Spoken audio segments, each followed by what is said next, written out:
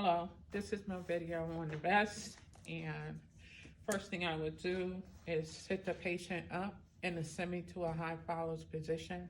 I would instruct the patient on how to place the vest on, how to get it on and hook it up to the machine. I will also tell the patient about the procedure.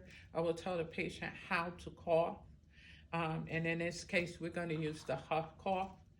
And then I would turn the machine on, and I would set this as the hertz would be 2 to 25 hertz. That's the frequency, and the pressure, and it's measured in centimeters of water, and that would be 5 to 20.